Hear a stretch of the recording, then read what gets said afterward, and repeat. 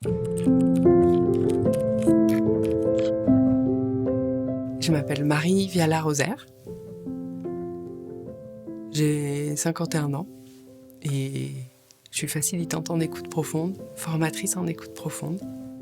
À l'origine, ça a vraiment été développé pour les personnes privées d'usage de la parole. On l'a appelé la communication facilitée, on l'appelle encore comme ça, à l'université de Syracuse aux États-Unis et en Australie.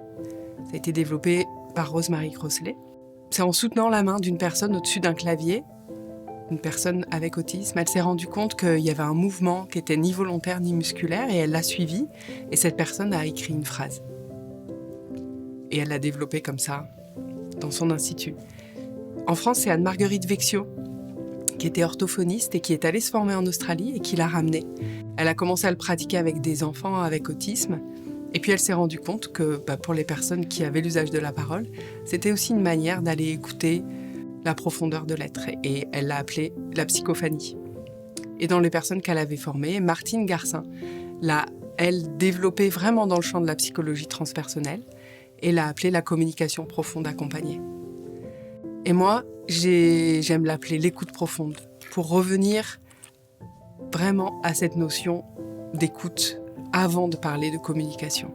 L'écoute profonde, c'est deux personnes, un facilitant qui va, soit en soutenant la main au-dessus d'un clavier, soit sans soutenir la main, qui va se mettre à l'écoute du champ énergétique, de cet espace entre deux.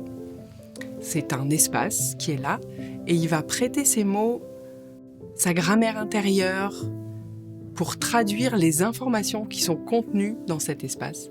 On accompagne des personnes privées d'usage de la parole, des personnes qui viennent de vivre un AVC, des personnes qui ont développé la maladie d'Alzheimer, ou des personnes qui ont l'usage de la parole.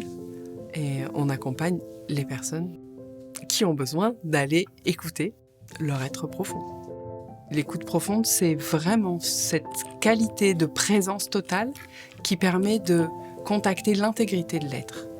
Quoi qu'est la personne, quelles que soient ses atteintes, il y a un être intègre qui peut se dire.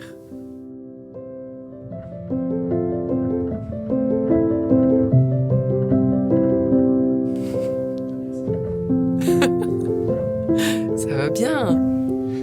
Je me sens émue.